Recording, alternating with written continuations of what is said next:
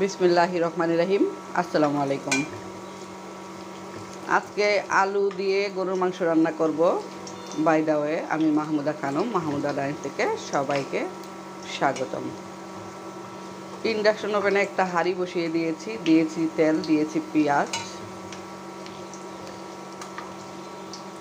পেঁয়াজ golden brown করে ভেজে নিচ্ছি।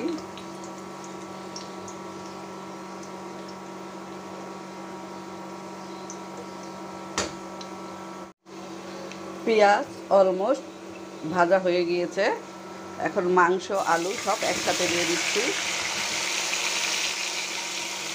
দিয়েছি হলুদের গুঁড়া, মরিচের গুঁড়া, ধনিয়ার গুঁড়া, দিয়েছি জিরার গুঁড়া, গরম মশলার গুঁড়া, দিয়েছি স্বাদ মতো লবণ, দিয়েছি পরিমাণ মতো তেল, আর দিয়েছি আদা রসুন বাটা, দিয়েছি 2টা কাঁচা পেঁয়াজ কেটে, আর দিয়েছি 2টা পেঁয়াজ ভেজে।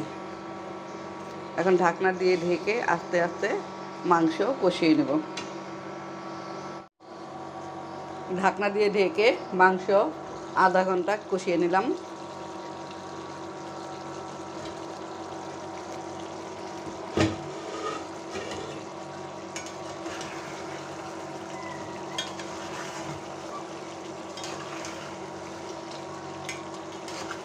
এই পর্যায়ে এর সাথে অ্যাড করব এডিশনাল গরম পানি।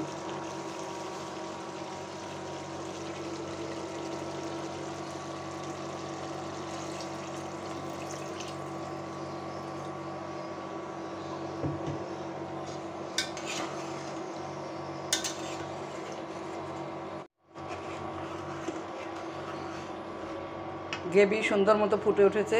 এ পর্যায়ে ঢাকনা দিয়ে ঢেকে চুলার আঁচ কমিয়ে দিয়ে আরও আধা ঘন্টা রান্না করব।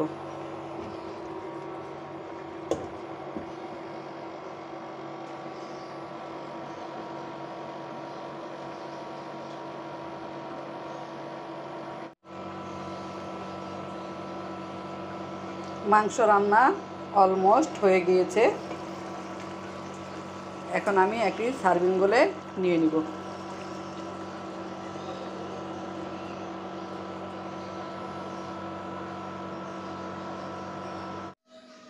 মাংস রান্না হয়ে গিয়েছে, খাওয়ার জন্য ছোট্ট এই সার্ভিং বোলটাতে নিয়ে নিচ্ছি। দিয়েছি হলুদের গুঁড়া, মরিচের গুঁড়া, ধনিয়ার গুঁড়া, দিয়েছি আদা রসুন বাটা, দিয়েছি স্বাদ মতো লবণ, আর দিয়েছি জিরার গুঁড়া, গরম মশলার গুঁড়া, মাংস, আর সাথে দিয়েছি আলু।